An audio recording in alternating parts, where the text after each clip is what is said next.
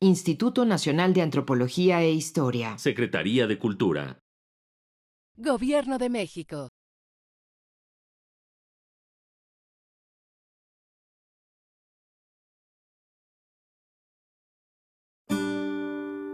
Su sustancia está hecha de evocación, recuerdo, rememoración y de lo que toma del porvenir. Porque es una parte fundamental de nuestra identidad. Somos nuestra memoria. El programa del INA que nos lleva de viva voz con los especialistas. Muy buenos días. Somos nuestra memoria. Somos ese quimérico museo de formas inconstantes, ese montón de espejos rotos, escribió Jorge Luis Borges. Esto es Radio INA. La Secretaría de Cultura y el Instituto Nacional de Antropología e Historia los invitan a acompañarnos en la emisión de la serie Somos nuestra memoria. Yo soy Salvador Rueda y en esta ocasión contamos con la presencia del biólogo Juan Carlos Valdés Marín, director del Sistema Nacional de Fototecas del INA. Bienvenido, Juan Carlos. ¿Qué tal, Salvador? Muchísimas gracias por la invitación. Un gusto estar contigo. Fíjate que tenemos como título de la plática de hoy a 200 años de la primera fotografía en el mundo. Claro. Pero quiero decirle a nuestro auditorio que estamos con el titular de una de las áreas más dinámicas del instituto en el último medio siglo que me acabas de decir, que acaba de cumplir la Fototeca Nacional. Pero de las más dinámicas, porque ahí han dirigido, tú que eres biólogo, que eres científico duro, pero ha estado un antropólogo social, Arroyo, ha estado Rosa Casanova, que es historiadora del arte, han estado historiadores, han estado especialistas en fotografía. En fin, es un área en donde es tan versátil que cualquiera de los que entren con ser amorosos de la fotografía y saber de eso, tienen una idea de hacia dónde la quieren llevar. Y en estos 50 años ha crecido tanto, Juan Carlos, que tú que estás todavía joven no te das cuenta, pero yo que estoy viejo les voy a contar una anécdota. Hace más o menos unos 25 años, quizá un poquito más, siendo directora del INA María Teresa Franco, se le ocurre en una reunión oficial decir que el horizonte patrimonial de la nación, el INA lo guarda, ya saben, y entonces el presidente Zedillo le preguntó: el horizonte de patrimonio cultural, ¿de qué estamos hablando? Y cuenta Tere que en ese momento dice, me quedé seca, no supe ¿de qué estábamos hablando? O sea, utiliza uno esta frase sin saber qué. Dice, y ahora me estoy empeñando en saber exactamente en qué consiste el patrimonio cultural. Y entre otras cosas que descubre es que la mayor parte del patrimonio cultural de nosotros, quitando los tepalcates, son las fotografías, los libros y los documentos. Estamos hablando de millones de piezas, frente a las 106,000 del Museo Nacional de Historia, que es el museo de historia que tiene más. Pero no hace la distancia que hay. Bueno, pues para dirigir un lugar como el que tú tienes, se necesita realmente una visión de horizonte como el que Tere Franco, sin querer, se abrió a sí misma y después se empeñó a hacerlo. Así que, Juan Carlos, pues bienvenido y platícanos primero sobre estos 200 años de la primera fotografía y lo enlazamos a tu fototeca y a tu manera de ver las cosas. Pero me gustaría que nos lo platiques, como me lo estabas contando hace rato, desde el punto de vista de un científico duro. ¿De qué se trató? Desde el punto de vista de la ciencia y de la ciencia aplicada. Bueno, justamente que se cumplen 200 años de la primera, digamos, fotografía como tal que se ha considerado desde su invento. Y es precisamente atribuida a Joseph Nicéforo Niepce, quien en 1829 la presenta como la primera imagen fija. Habían ya existido algunos experimentos y pruebas desde 1709, que con la cámara oscura se hacía mucho dibujo fotogénico, se hacía transmisión, digamos, por el pequeño orificio para pintar a través de él en lienzo los pintores.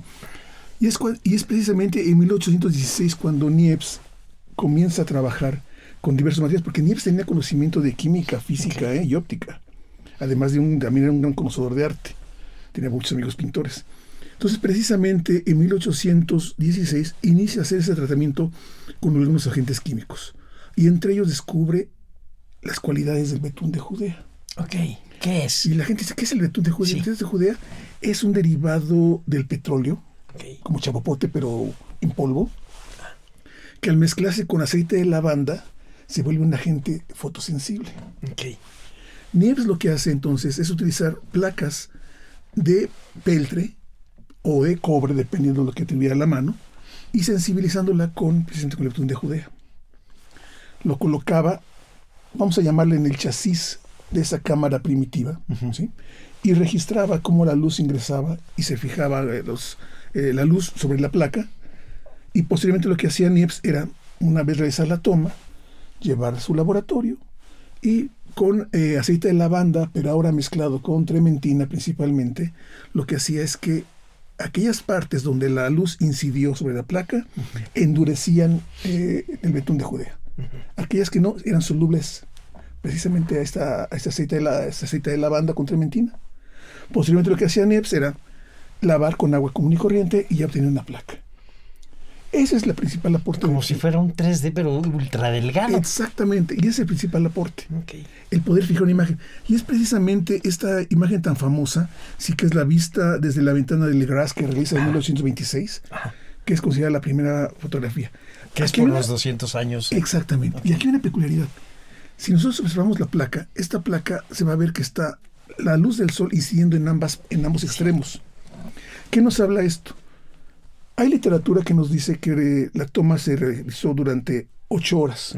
Aunque hay algunos especialistas que dicen que fue prácticamente todo un día. Yo lo dudo. Yo creo que con 8 horas fue más que suficiente precisamente para que la imagen se fijase.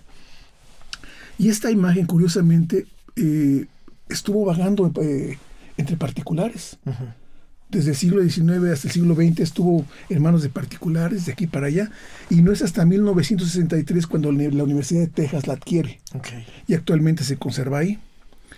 Algo muy importante, y cuenta la leyenda sobre todo en Europa, principalmente en Francia y en Reino Unido, que existen cerca de 20 placas que andan en manos de particulares.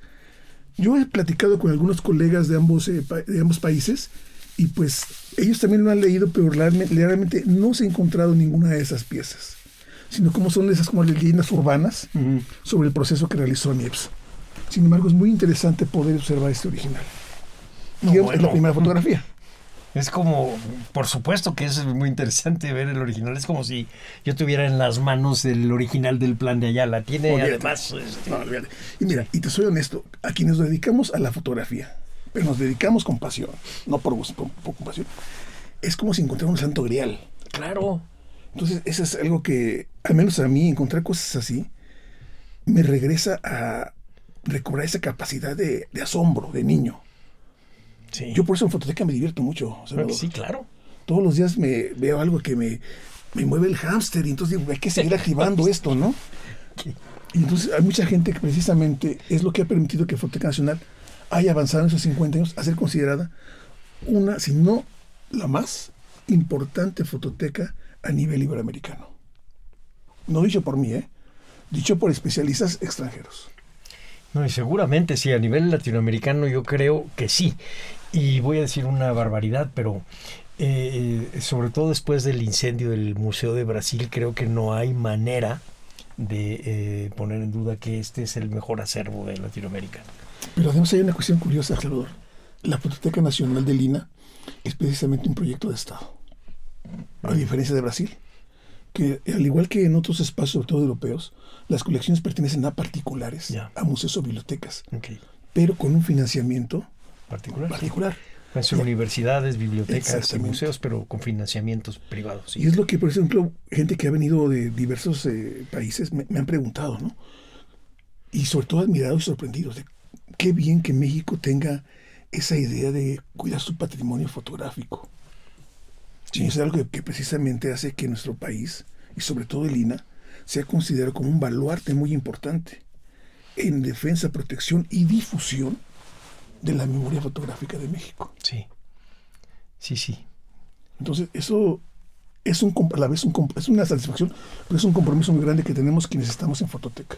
Y fíjate lo que estás diciendo, que es el acervo de fotografía, porque Lina tiene un gran acervo gráfico, sin duda. pero fotográfico, es decir, el que tiene que ver con la luz. Uh-huh. En particular, no tanto. Y entonces estamos hablando de algo que tiene que relacionarnos hacia la naturaleza misma, al ojo mismo y a la necesidad de guardar imágenes que son únicas. Así es, la gran mayoría son únicas. Te he de contar que el arco temporal que se resguarda en Fototeca Nacional es de 1845 a la fecha, con cerca de poco más de 1.220.000 bienes culturales fotográficos. Fíjate. En casi todos los procesos habidos y por haber dentro de la historia de fotografía, como los formatos, desde microfilm hasta imágenes de gran formato.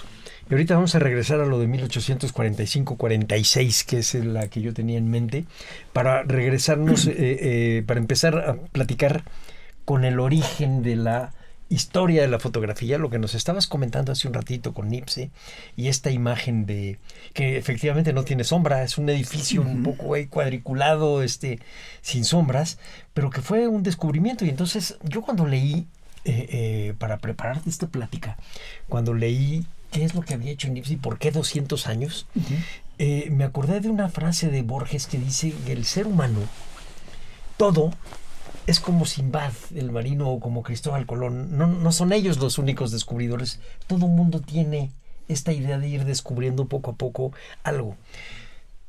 Yo descubro en lo que leí tuyo sobre Legras y Nipse. Luego busco en otros lados, me doy cuenta que hay algunas variaciones en fechas, etcétera, que no son importantes. Finalmente es este señor en los años 20, hace 200 años, nos cambió la vida a todos. Es decir, cambió la vida de todo el mundo. En todos lados hay fotografía, pero no en todos lados hay un acervo. Así es. A ver, entonces, ¿cómo se van haciendo, cómo se van armando los acervos hasta llegar a lo tuyo? Mira, los acervos se llegan por la cuestión de un coleccionismo comercial como particular. Ya. Es decir, los acervos más grandes y más importantes que hemos encontrado nosotros haciendo actualidad son los familiares. Sí, claro. ¿Por qué? Porque es el registro visual de de generaciones de un grupo que a través de la imagen se han encontrado y reencontrado. Uh-huh. Pero además con unas cualidades que nos hablan como documentos. Porque hay que entender una cosa. La fotografía no solamente es una imagen. La fotografía es un elemento que contiene dos cualidades, según yo. Uh-huh. Una, cualidades artísticas, pero también cualidades documentales. Es decir, a partir de una imagen podemos reconstruir un proceso, ya sea histórico, ya sea cultural, político, económico, social, en fin. Entonces, esos acervos particulares y sobre todo personales son los que se guardan con mucho celo, uh-huh.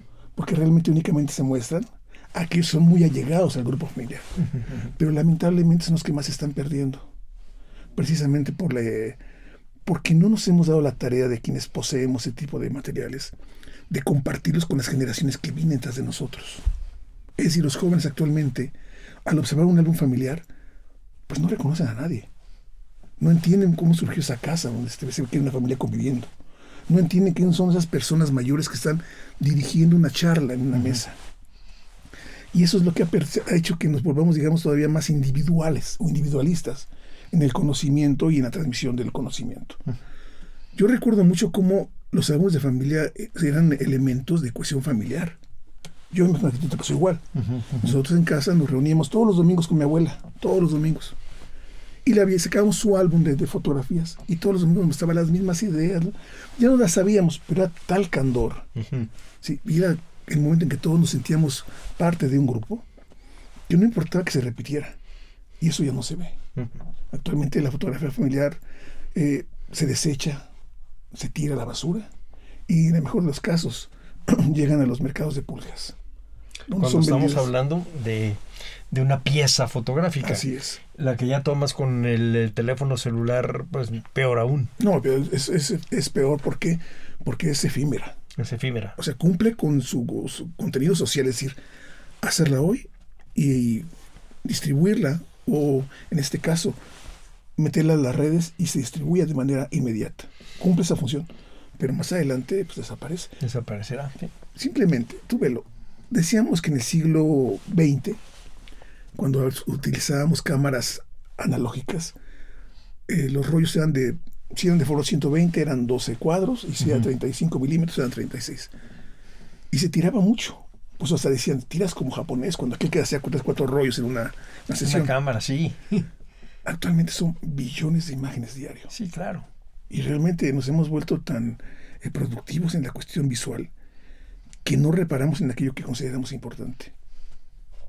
Y más aún con la fragilidad que es el medio. Yo llevo años diciendo que estamos con la generación sin memoria, porque difícilmente va a perdurar algo así por la velocidad en la que la tecnología digital avanza. Lo que hoy es novedad, dentro de 3-4 meses es obsoleto. Pero ahí es donde vas a tener tarea antes de que regresemos al siglo XIX, y tu tarea va a ser buscar de qué modo lo que se está guardando en los celulares, hacer una convocatoria para tener un banco de memoria colectivo. No sé cómo vaya a ser, pero yo creo que el mismo Estado podría hacerlo, volverlo patrimonio. Tendremos que hacer una gran campaña de concientización, no solamente a los particulares, a los fotógrafos, a las instituciones, sino al mismo Estado. Sí. Que entendiera precisamente la importancia de tratar de recuperar esto. Sí. Y hay 2 vías. Yo la vía inmediata que veo con mis amigos fotógrafos es precisamente sé selectivo en lo que has registrado y en la medida de lo posible imprímelo. Sí. Para que quede, Sí. porque el otro es muy inestable. Y la otra opción es precisamente que se genera una plataforma digital muy potente, muy bien reforzada, que permita almacenar billones de imágenes, sí. pero no solamente de una manera totalmente arbitraria, sino que lleve una orientación, que tenga una metadata completa, que permita su uso. Porque nada sirve tener una colección, un archivo, una fototeca, si si no cumple con su papel social, que es servir a la sociedad a través de investigación. Sí, ser o un de documento, divulgación. como decías tú hace un Claro. rato. Bueno, pero eso es la tarea que vas a tener de aquí en adelante. De aquí para atrás, lo que nos tienes que explicar es cómo pasa la fotografía de un edificio a ser luego la fotografía del paisaje, que es lo que les gusta, y después a la fotografía de los personajes. Porque además nos vas a tener que explicar también que tampoco era tan fácil tener a alguien posando. Así es. Mira, después del trabajo de esta imagen de Niepce que se presenta, se acerca Louis Daguerre, que era a la par un pintor menor, era comerciante y aficionado a la imagen. Y comienza a trabajar de manera conjunta con Niepce. Y entre ambos empezaron a intercambiar información. Lamentablemente, Niepce muere, ¿sí?, en 1836. Pero Daguerre retoma precisamente el trabajo realizado con Niepce y propone la producción de lo que se conoce como daguerrotipo, que es, de hecho, la primera imagen fotográfica como tal, reconocida, cuando se presenta en 1839 en la Real Academia de las Ciencias de París. Y es ahí cuando inicia, digamos, el boom de la cuestión fotográfica. La visión colonialista nos ha dicho que esa es la realidad en la fotografía. Sin embargo, fíjate que un inventor francés brasileño de nombre Hercule Frantz realizó la primera fotografía 6 años antes. ¿Que Niepce? Daguerre. Que Daguerre, en 1833. Ya. Nada más que el aislamiento que tenía él, porque trabajaba en la selva brasileña, no le permitió difundirlo a gran escala.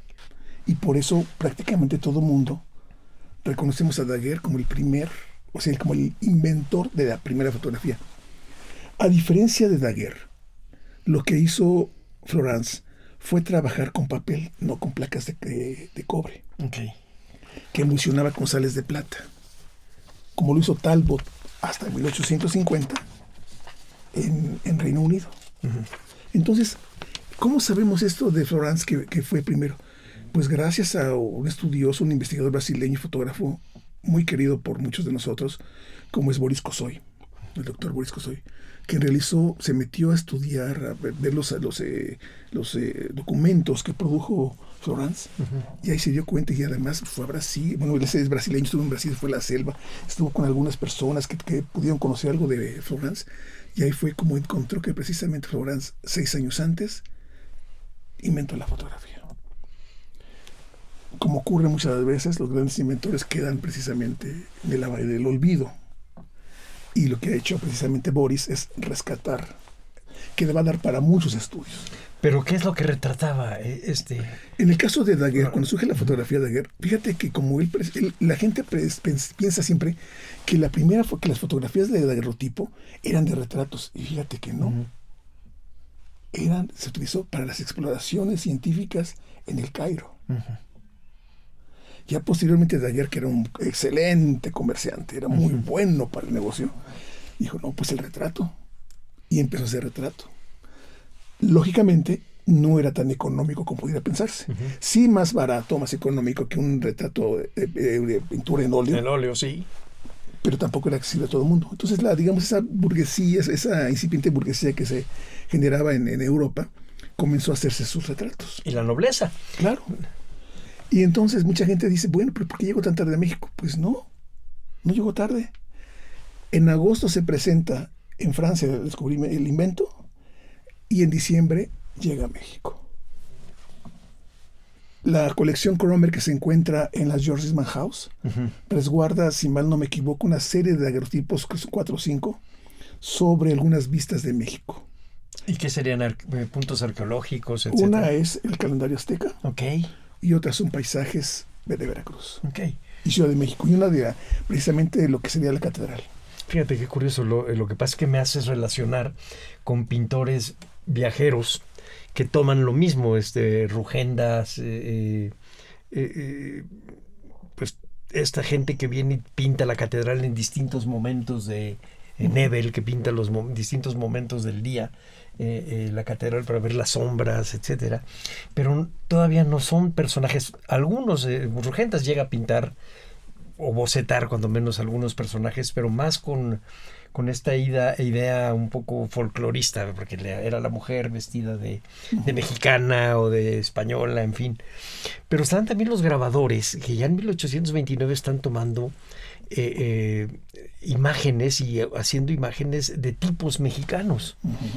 Entonces la fotografía les cae como anillo al dedo. Entonces no es nada más que llega a México por casualidad, es que México estaba pidiendo este tipo de cosas. Sí, pero además fíjate que no viene a sustituir ni a los grabadores ni a los dibujantes. Sí. Se complementan. Sí. Porque de hecho muchas de las exploraciones de esos precisamente viajeros, científicos viajeros en el sureste del país, preferían al dibujante que la toma fotográfica. Sí. ¿Por qué? Pues como lo he dicho, una vez lo platiqué con unos colegas arqueólogos. Porque pues, es que es muy sencillo entenderlo. El dibujante estaba in situ. Y además lo que hacía era tratar los mínimos detalles de la pieza que se estaba dibujando. Y la fotografía en ese momento todavía los materiales no eran tan buenos como en el siglo XX, que permitían registrar cada uno de los detalles. Entonces a veces había quienes sí utilizaban la fotografía para complementar sus dibujos y había quienes directamente lo hacían. Entonces creo que vino a ser un elemento muy importante para el desarrollo de otras disciplinas, como es el caso del dibujo, de la arquitectura y la pintura. Sí, bueno, estoy pensando en Stephens, efectivamente él va con el dibujante, pero los viajeros por la zona de Yucatán de la siguiente generación van con fotógrafos. Así es. Entonces tenemos muchos registros precisamente fotográficos de la península. Sí. Sí, ¿a través de qué? De las primeras impresiones fotográficas también ya fijas, que son las impresiones a la albúmina, donde se utilizaba clara de huevo. Platícanos cómo se hace eso, porque tú que eres el que sabe de esa ciencia, para mí la albúmina era un complemento para tener proteínas. ¿Qué es? Sí, de hecho, mira, a partir de 1855 se empieza a ver tecnológicamente cómo podían obtenerse materiales de impresión fotográfica. Ajá. Entonces, los alemanes desarrollan un proceso que se conoce como papel albuminado. Ajá. ¿En qué consistía?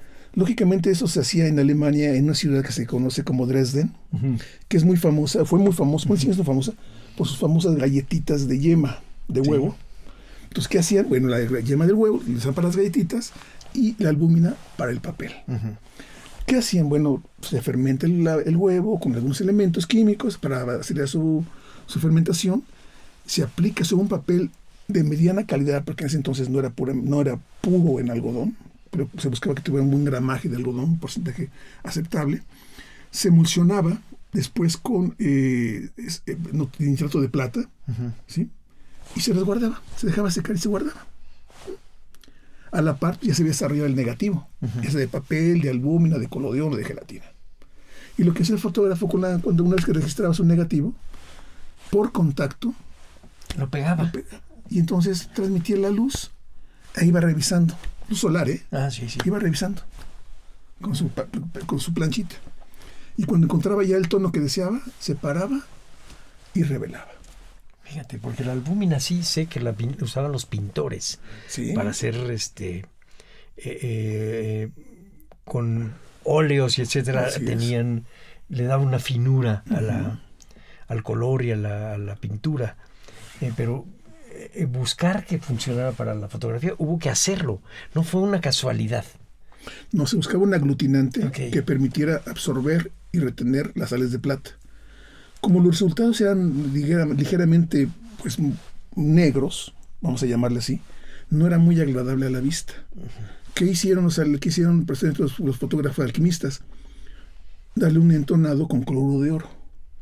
Y entonces las imágenes de cloruro de oro son imágenes cafés o sepias. Sí. Por eso cuando tú vas a Cancún, vas a uno de esos restaurantes, ¿sabes? Sí. Y te pones tu sombrero de charro y te vamos a poner una fotografía antigua, te la toman y te la en sepia. Sí, claro. ¿Por qué? Porque es la idea que tenemos, que lo antiguo es sepia. Sí. No tienes que ir a Cancún para que te hagan eso. Sí, es verdad. Tenemos la idea de que el sepia es el antiguo. Así es. Tienes razón. Pero hablando de antiguos, ¿cuál sería la primera fotografía que se toma en México? Como te comentaba, las de la colección Kramer, que son precisamente de la llegada de Puerto de Veracruz y posiblemente las de Ciudad de México. Okay. Yo conozco una precisamente de Veracruz, conozco la de el calendario azteca, o Piedra del Sol, y de la catedral. Estamos hablando de los años 30, ¿verdad? Estamos hablando ya así de 1800, ya estamos hablando pues prácticamente 1840. Ok. Inicios, Inicios de los 40, sí. Ok. Sí, entonces, y México ha sido uno de los países, junto con Brasil, curiosamente, en Latinoamérica, que tenemos una gran afición por la fotografía. Digo, todos los países lo tienen, pero como México y Brasil, pocos, realmente. Sí. Estamos llegando a la mitad del programa. Permíteme tantito, Juan Carlos, recordarle a nuestro auditorio que el tema en esta ocasión es a 200 años de la primera fotografía. Y estamos caminando por múltiples senderos que nos llevan a entender algo que es tan cercano a nosotros que perdemos de vista que tiene una historia, que es efectivamente la fotografía. Y contamos con la presencia de Juan Carlos Valdés Marín, director del Sistema Nacional de Fototecas del INAH. Estamos hablando de las primeras tomas que se hicieron en México, pero están en una colección privada. La más antigua que tienen ustedes en la Fototeca Nacional. Tenemos un daguerrotipo precisamente de 1845. ¿Es el de la retrato guerra? de mujer. Ok. Dime, platícame. Sí, que es un retrato de una mujer. Es una mujer de la incipiente burguesía mexicana, donde observamos que fue tratada por no tenemos el dato de quién fue el autor. Lamentablemente no hay dato. Pero sí observas que es una mujer que tiene tocados refinados con polvo de oro y con ligeros tintes de acuarela en su rostro. Ok. Es un retrato bellísimo, bellísimo, bellísimo, de los más bellos que yo he visto en daguerrotipo y muy bien conservado. El que mencionas de la guerra, estamos hablando de 1847. Sí. Que es esa sí es la primera fotografía de guerra a nivel mundial. Fíjate, es donde le están cortando la pierna hacia el general Bustos.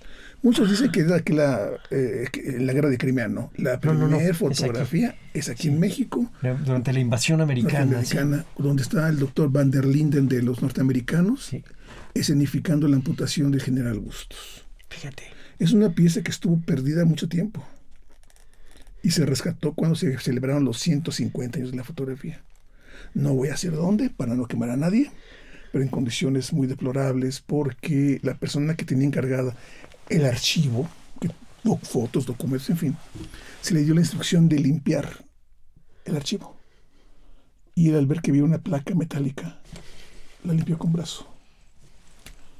Entonces, gracias al trabajo realizado en Fototeca Nacional, se pudo rescatar tanto de manera química como óptica un 55% de la pieza. Ya se puede ver.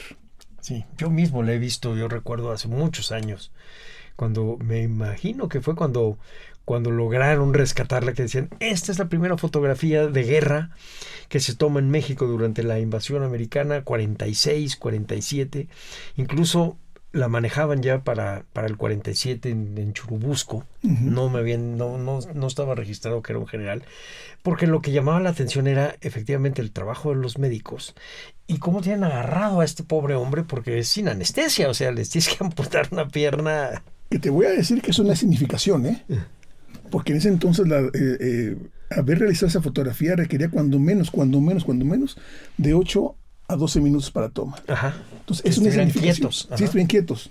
Por eso tú ves que la fotografía de daguerrotipo, de ambrotipo, y mucha de álbumes de principios de 1850, aparece todo el mundo rígido. Sí. Siempre recargado sobre un taburete, sobre una mesita, o sentadito, o con un elemento que le sostenga el cuello. Sí. Es con la idea de que, dado los tiempos de toma, no se fueran a mover. Entonces, esta fotografía de guerra es una escenificación. No, porque imagínate amputado y que los gritos se muere. Claro. O sea, y era una escenificación porque además se observa cómo las bayonetas de los soldados mexicanos están sobre el médico. O sea, la idea era esta. Se muere el general, te mueres tú. Buena idea. Claro. Ojo por ojo, dicen los antiguos. Si me piden de aquí de la cabina que ubique yo a la Fototeca Nacional del INAH. Bueno, físicamente está desde hace años en Pachuca. Desde 1976 se encuentra en la ciudad de Pachuca, Hidalgo, y se ubica justamente en el exconvento de San Francisco, un edificio que está prácticamente en el centro, un edificio restaurado por el gobierno federal junto con el gobierno estatal, y que ha favorecido muchísimo no solamente la conservación del acervo, sino también dio pie a la creación del Centro INAH Hidalgo. Cierto. En el 1977. Cierto. Está ahí, a un ladito. Uh-huh. Y pero yo sé que me va a regañar Gaby Marentes, pero yo le iba a decir, ¿cómo voy a ubicar la Fototeca Nacional si ya está en todas partes? Te puedes meter en el radio, te puedes meter está en todos lados. Buscas Fototeca Nacional, busca la fotografía que quieras. Yo uso muchas de las del siglo XX y ahí está. No necesito ir a Pachuca, está en todas partes, ya es parte de nuestra conciencia de historia. Uh-huh. Pero físicamente el acervo está en Pachuca y eso es importante y es lo que nos pedía Gaby que hiciéramos. Vamos a regresar a la escenificación y a las fotografías de escenificación.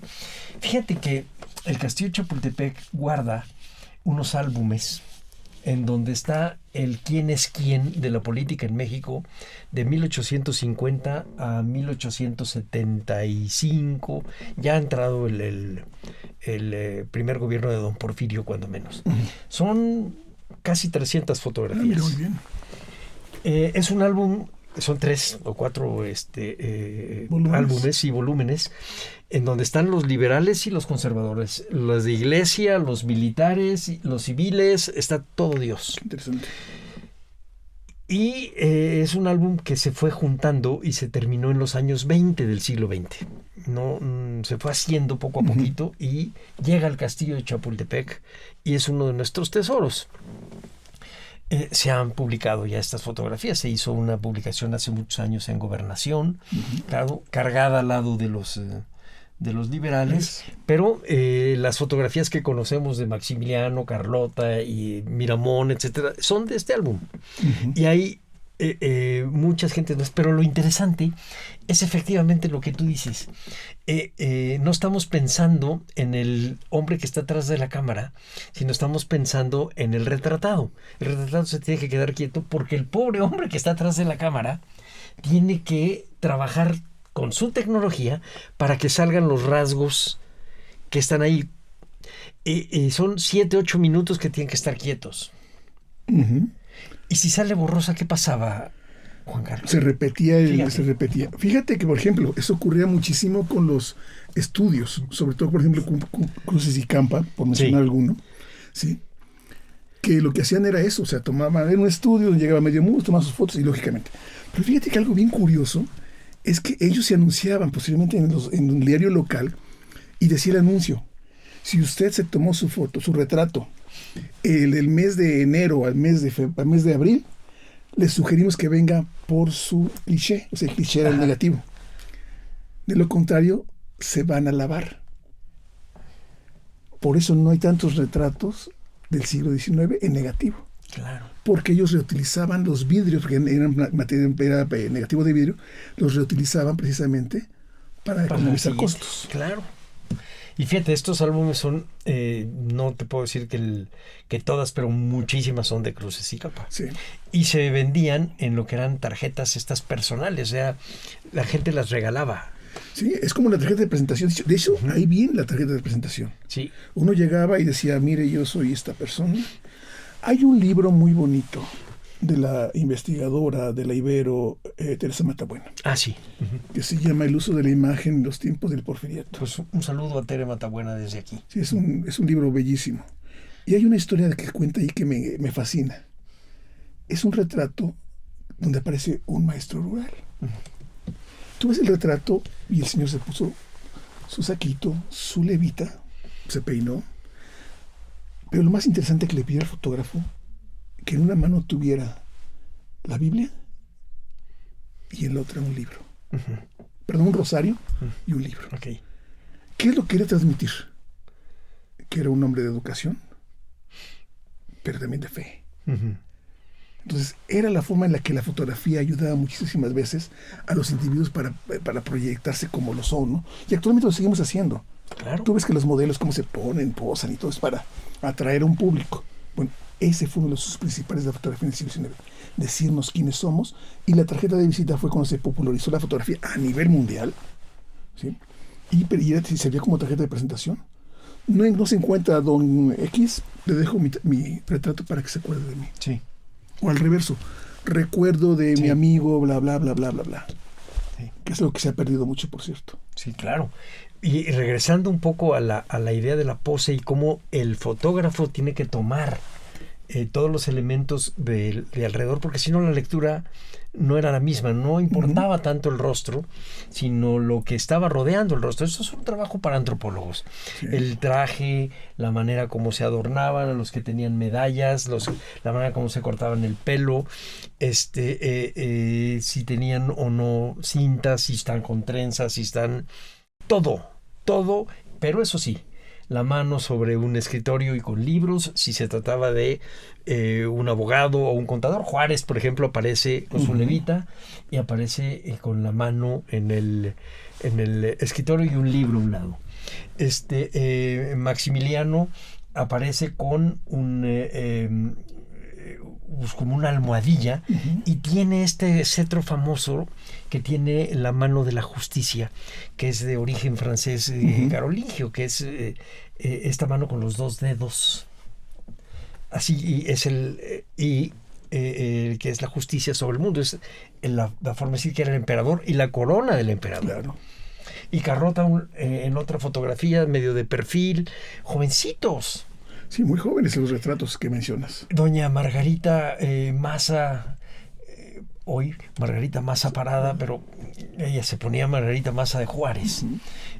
Siempre muy seria con los hijos, en fin. Y no era tan seria, era una mujer con una chispa particular. Hay que leer sus cartas, no nada más hay que ver su imagen. En fin, la manera como el fotógrafo rodea en el estudio la personalidad que tú quieres dar.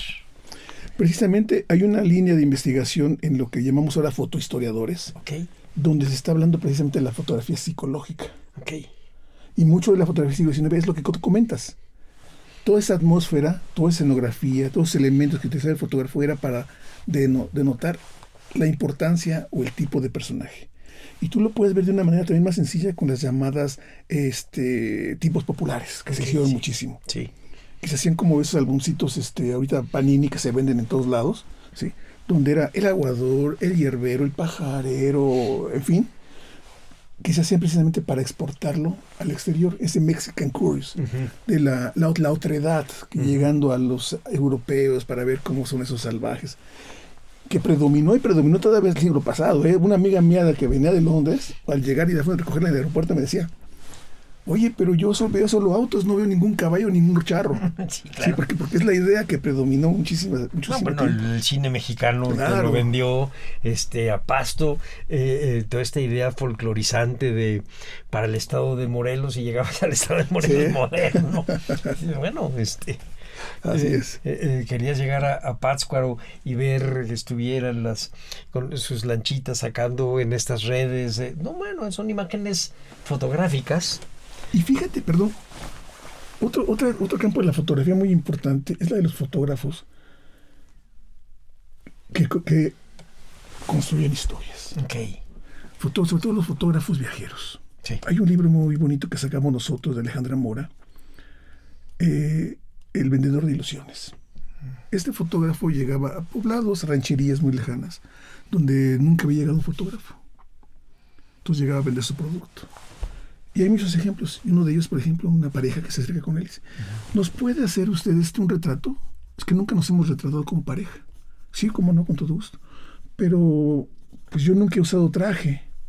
Y ella nunca se vistió de novia, sino nada más nos unimos. Sin problema. Lo que es el fotógrafo tomaba el retrato y después, porque además eran grandes dibujantes, lo que hacía era retocar. Lo retocaban. O traía plantillas donde al personaje le ponía su carita, su traje, y a la dama su carita y su vestido de novia. Te voy a decir una cosa. Mi cuñado, que fue fotógrafo, ahora ya es un hombre viejo, pero que fue fotógrafo, hacía esto. Se iba a los pueblos, tomaba las fotos, las acomodaba en otro cuerpo. Yo mismo tengo una fotografía que él me hizo, que tengo las cejas como si fuera de Titino, porque no salía en la foto, Claro. pero él vivió de eso, de hacer fotografías en distintos pueblos y acomodarlo al gusto del que estaba posando, aunque no se pareciera. Claro. Pues sí era gordo, pero lo podías poner en un cuerpo que no era el de él, y entonces parecía Tarzán. Sí. Y estoy hablando a finales del siglo XX, o sea, tampoco tan lejos, hace unos 20, 25 Claro. años. Pero fíjate, estás tocando algo que me gusta mucho y está como para que ahorita dirijamos esta parte del programa para allá, antes de entrar ya directamente a tu terreno en la fototeca. La diferencia entre un fotógrafo viajero y un viajero fotógrafo. Hace rato estábamos hablando de los viajeros que iban con su dibujante o con el fotógrafo, ellos mismos como fotógrafo. Lumholtz, yo creo que es lo más famoso que hay. Pero los fotógrafos viajeros, estos efectivamente personajes de pueblo que te crean una identidad. Así es. Pues era precisamente eso, ¿no? El fotógrafo viajero lo que hacía era buscaba una cuestión económica, no creas que Sí, era claro. un altruista, pero buscaba entre esto registrar el medio ambiente, más bien el ambiente, el medio, y a los personajes que vivían en él, con un fin ya sea de venderles ellos mismos su producción o bien venderlas a terceros, que generalmente eran consorcios norteamericanos, europeos, que buscaban esas imágenes no para darle publicidad a ese tipo de población, sino más bien ver las posibilidades económicas que existían en él. De hecho, eso los fotógrafos lo hicieron muchísimo. Iban a los poblados, registraban si había lagunas, si había ríos, si había montañas. ¿Por qué? Porque por ahí puede pasar el tren, porque por ahí puede construir una industria, porque... Me explico. Esa fue la principal idea del fotógrafo viajero. Okay. No dudo que muchos lo hicieran por gusto y por convicción, pero generalmente era por una cuestión económica. Sí, bueno, pues no. Es válida, ¿no? También. Pero por supuesto, un topógrafo, por simple gusto y de medir las tierras. No, tiene que ir dirigido a hacer caminos y tender líneas férreas, y en fin, eso es normal. Claro. Pero mi pregunta iría a si existe en la fototeca un acervo de esto. Tenemos como acervo como tal, tenemos fotógrafos en varias colecciones. Okay. Por ejemplo, la colección Felipe Teixidor, que era un coleccionista. Tenemos a Coxey Carmichael, por ejemplo, que eran fotógrafos norteamericanos que se dedicaron a registrar parte de lo que es el Bajío y el centro del país. Okay. ¿Sí? Tenemos también a el mismísimo Charnay, por ejemplo, francés, que también hizo mucho registro. Abel Briquet también, también realizando registros en el interior del país. ¿Sí? La intención de ellos era para los editores como Julio Michaud. O sea, Julio Michaud compraba a ellos obra y hacía sus famosos álbumes de México. Claro. No me acordaba de eso, tienes toda la razón. Y Charney, ahorita la imagen que me vino es de una fotografía de él y después de un montaje en donde él sale como un explorador súper fuerte. Sí. Pero luego están las otras ya de Lumholtz y de la gente más moderna, alguno de ellos adentro de un templo maya, escribiendo las notas del viaje, etcétera. Estamos hablando de principios del siglo XX, cuando México se está conociendo a sí mismo. Claro. Y la fotografía fue un elemento que permitió precisamente eso, hablar de esa modernidad que hablaba Porfirio Díaz. La fotografía tuvo un papel principal. Bueno, pero por supuesto, ¿no? Decían que Álvaro Obregón tenía su fotógrafo, por eso tienes tantas fotos de Obregón y de Carranza. Claro, y además, si nos ponemos a hablar de una identidad nacional, se habla mucho que los grandes muralistas fueron los que dieron la identidad. Orozco, Rivera, Siqueiros. Pero la fotografía también tiene ese papel, Bueno, por supuesto, la foto de Zapata famosa es la de Salmerón, una y la otra es de Casasola. Casasola se la compra a Salmerón y la pones en todas partes, pero es una fotografía. Obregón tenía su fotógrafo en todos lados. Salía así, salía con los dos brazos, con un brazo, salía de 1000 formas. Zapata siempre sale igual porque es la única. Pero se tomó la foto, o sea, es importante pensar que la gente necesita saber quién eres. Claro. Pues, ¿qué ha pasado con Juárez? Si vemos las pinturas o las esculturas, ninguna se parece. Sí. Cuando tenemos el referente visual que es la fotografía. Sí. O sea, tú vas a cualquier pueblito y una imagen de Juárez, pues te creo, como acto de fe ya es prácticamente. Pero si tenemos el referente visual, que es la fotografía, pues hagamos una pintura, escultura de este individuo y no la imaginación, a menos que quieras deconstruir la identidad del personaje. Claro. No quiero decir en dónde, pero en un lugar en Jalisco, hace muchos años había un busto de Juárez que tuvieron que ponerle Benito Juárez, porque no se parecía un muchacho de 15 años. Claro, lo hizo un cantero, no se parecía a Juárez, le tuvieron que poner el nombre. Pero hay otros personajes en que si no es por la fotografía nunca hubiera sabido cómo es. Así es. Muchos de los generales de la Reforma, muchos de los generales de la época de la Intervención, de la misma Revolución. Por eso Casasola es tan exitoso, porque retrata a los revolucionarios y el paisaje. Fíjate de la que te voy a romper la ilusión. Échamela. Y a mucha gente. Échamela. Casasola nunca salió a la batalla. Él registró únicamente Ciudad de México y registró soldados federales. Sí, me rompes el corazón. Pero entonces está faltando quiénes eran los otros. Hay muchos autores. Hay un estudio realizado por Miguel Ángel Berumen, que ha sido uno de los grandes especialistas sobre todo en fotografía de la Revolución. Berumen es un genio. Y junto con Ignacio Gutiérrez Rubalcaba, que trabajó con nosotros durante un tiempo, quienes enseñaron quiénes eran los autores de esas imágenes. Ok, ya me voy a preguntar. Y te voy a romper todavía más el corazón. No importa, ya estoy llorando, dime. La famosa fotografía de las Adelitas. Ah, sí, no, eso no tienes que romper. Ah, bueno, ya lo sabes, ¿no? Ya me lo habían roto hace años. No son Adelitas, ellas son mujeres que vendían viandas en Buenavista a los soldados federales. Ajá, sí. Las fotografías así de gran añoranza, de los niños vestidos de soldados. Sí, pero soldados federales, no revolucionarios. Sí, claro. Bueno. Pero el imaginario colectivo nos ha hecho creer que es precisamente eso es la revolución. Casasola tiene un gran mérito, Fue la primera agencia contemporánea, más bien moderna, de fotografía. Tuvo la habilidad de tener un buen equipo de fotógrafos y, como bien decías, comprar a otros fotógrafos las imágenes o intercambiar. Y en algunas cosas hasta sustraer, porque era una práctica común entre los fotoperiodistas, ¿no? Intercambiar, comprar, sustraer, compartir. Por eso de la imagen Villa y Zapata en la silla. Tenemos 7 fotógrafos diferentes en el mismo evento. Así. Y nada más cambia ligeramente la ubicación de estuvo el fotógrafo. Un poquito el ángulo, el rostro, Pero un gesto. El colectivo y esa cuestión tan nacionalista que tenía Echeverría tan fuerte, que hacía creer que Casasola fotógrafo de la revolución. Lo más valioso desde mi punto de vista de Casasola no es lo de revolución, es lo de la vida cotidiana y política en México. imágenes increíbles que Todo pocos lo han que hizo estudiado. después. Antes y después. Antes y después, ok. Pero que no se han estudiado o muy someramente. Pero hay otra cosa que es la que han hecho ustedes. Han hecho de ese acervo la semilla de la colección más importante de fotografía en Latinoamérica. Sí, a partir de eso es cuando se crea. 345,000 negativos, Fíjate. que se incrementa actualmente a poco más de 1,220,000.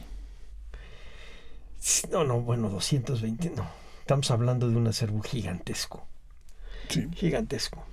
Tal vez no tan grande en número como puede ser el Archivo General de la Nación, que dicen que tiene 10 millones, pero sí en procesos, en importancia de fotografía, porque lo que tiene en gran mayoría el Archivo General de la Nación son sí tiene muchas colecciones muy importantes, y la más importante para ellos es la de los hermanos Mayo. Pero recordemos que los hermanos Mayo retrataban en 35 milímetros. Entonces son grandes tiras, ¿sí? Lo que hace que el volumen aumente. Bueno, además el Archivo General de la Nación no tiene comparación porque guarda otro tipo de cosas. Simplemente las fotografías de credenciales del acervo de gobernación, ya con eso tienes. Sí, no, un mundo. Y no hay que meternos ni siquiera en el archivo de la defensa, que debe estar igual. Que es muy bueno, por cierto. Sí, me imagino. Pero no lo hemos explorado porque no tomamos en cuenta que puedan tener un acervo fotográfico, y lo tienen. El de la Secretaría de Salud es una locura. Fíjate. Una locura. Claro. Una belleza. Tiene un álbum original de Kahlo, de Guillermo Kahlo, Ok. de no recuerdo qué hospital, pero una cosa preciosa y además en un estado de conservación increíble. Bueno, ahorita que dices de hospital, recuerdo cuando se hizo Toño Saborit y, si no estoy mal, fue la misma Rosa Casanova, que hicieron estudios sobre el hospital de San Hipólito y todas las credenciales de los locos que están metidos en San Hipólito. Nos queda poquito tiempo y hay una pregunta que me hacen de la cabina, y que es también para que nos rompas el corazón o no. Es si es verdad que hay comunidades, o hubo comunidades que sentían que les robaban el alma cuando les tomaban una foto, o es una buena leyenda. Fíjate que no es una buena leyenda, es una realidad. Ándale pues. Pero no tanto en México, sino en Sudamérica. Ok. Cuando llegan los primeros fotógrafos a Chile, sobre todo a Chile, con los pocos grupos originales de la región, decidían registrarlos por una cuestión no creo de mucho amor, sino más bien como un registro judicial. Entonces, hay registros fotográficos donde se ve a varios hombres con un rostro totalmente desencarnado, con llanto, los ojos están desorbitados prácticamente, y donde se ve que lo están sosteniendo para que se quede registrado. No te hablan de que le roban el alma. Sencillamente sentían que eso les podía causar un daño.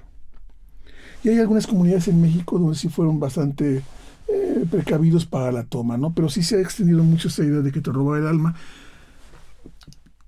Y no es tan equivocado, porque además hay una cosa, la cámara es agresiva.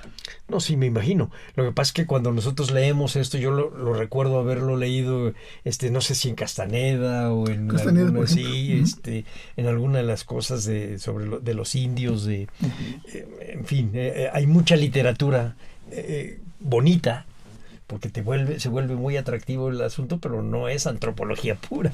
No, y fíjate, nosotros tenemos una fotografía de un grupo de nativos de la isla Tiburón, Ah, sí. que eran súper agresivos y no se dejaban tomar la foto. Los convencieron con alcohol. Fíjate. Y se observa, porque en la fotografía están todos posados. Hay dos que sí te regresan la mirada a la cámara, pero ves las botellitas de alcohol Ya. que les dieron para pacificarlos y que poderlos retratar. Ya.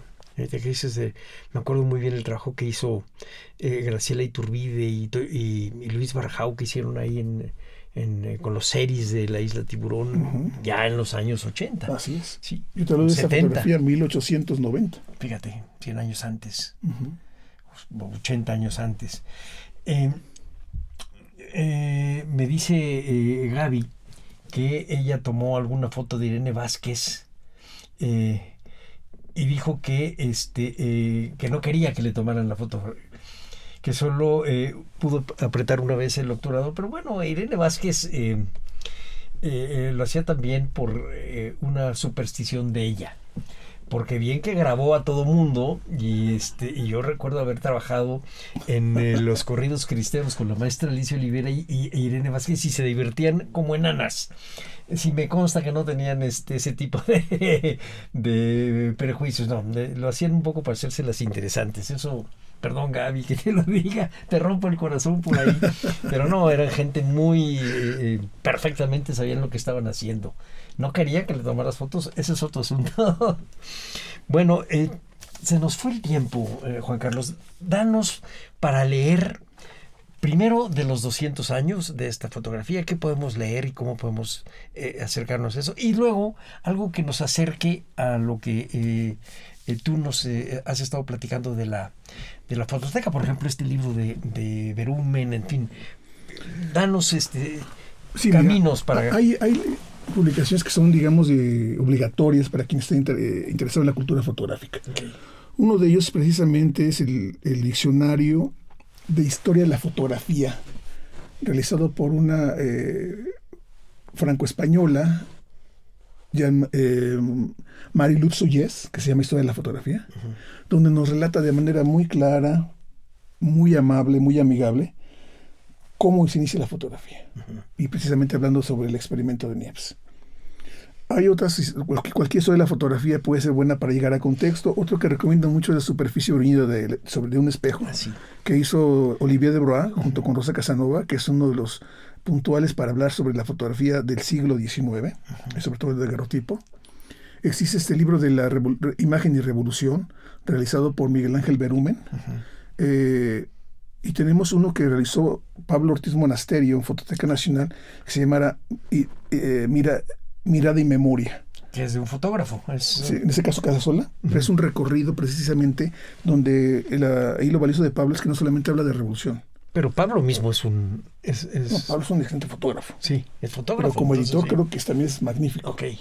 Y entonces habla ahí de diferentes actividades que realizó Casasola en la fotografía. No solo revolución, vida cotidiana, los espectáculos, en fin. Es un libro muy bonito, que son los que recomendaría principalmente para iniciarse en esto. Okay. Y hay una colección de Río de Luz que hizo Fondo de Cultura hace algún tiempo, que ahora lamentablemente solamente le puedes encontrar en las librerías que llamamos de viejo, que puede ser una excelente forma de acceder a diferentes formas de ver, desde fotógrafos mexicanos, desde archivos, hasta grandes fotógrafos como Río Branco, brasileño, por cierto que es magnífico ese libro, Graciela Iturbide, de don Manuel Álvarez Bravo, Héctor García, en fin, que nos permite ver el panorama de cómo la fotografía mexicana ha ido evolucionando y cada fotógrafo ha dado su particular punto de vista de aquello que quiere compartir. Sí. Entonces creo que siempre, pero sobre todo, ¿sabes qué les recomiendo?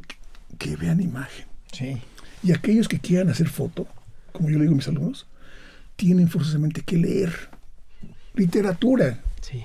novela, ensayo, en fin, para hacer construcciones mentales y ver mucho cine. Ok. Es lo que yo recomiendo, porque de esa manera es como abres tu panorama hacia aquello que te rodea. Sí. Y además, bueno, México tiene de verdad un universo de fotógrafos magníficos. Magníficos, desde los que estás hablando del siglo XIX hasta los que todavía viven hoy. Y las nuevas camadas. Me imagino que sí, a pesar del teléfono celular. Y exactamente. Hay un joven fotógrafo mexicano, Yael Martínez, que actualmente trabaja para Magnum actualmente, y es súper reconocido y muy joven. Y tiene una mirada tan fresca y tan inquisitiva que llama la atención. No, bueno, realmente creo que somos nuestra memoria, y pensar en que somos un montón de espejos rotos, si además ese montón de espejos rotos lo convertimos en pequeñas fotografías, creo que vamos a entender qué es lo que traemos encima y la responsabilidad que tiene esta institución con el acervo que tú estás cuidando. Así es. Pues no me queda más que dar por terminada la plática de esta mañana, el diálogo tan rico contigo esta mañana, y despedirnos de nuestro auditorio. A nombre de Radio INA, doy por terminada esta emisión, que fue posible por la generosa participación de Juan Carlos Valdés Marín, director del Sistema Nacional de Fototecas del INA. Gracias a nuestros escuchas por su atención. Les sugerimos consultar más de nuestra producción a través de nuestras distintas plataformas digitales en YouTube y Spotify. En la producción, la Coordinación Nacional de Difusión a través de la Dirección de Divulgación con Ana Galicia al frente y la Subdirección de Radio INA con Gabriela Marentes a la cabeza. La realización, Evanibaldo Morales. En la grabación y edición, Rubén Martínez. En apoyo, Marta Hernández, Paula Bedoy y Jerónimo Cuevas. Yo soy Salvador Rueda. Hasta la próxima. Las opiniones y comentarios aquí expresados son de entera responsabilidad de quienes proporcionan la información y no representan necesariamente las opiniones de Radio INA ni comprometen el pensamiento editorial del Instituto Nacional de Antropología e Historia. Instituto Nacional de Antropología e Historia. Secretaría de Cultura. Gobierno de México.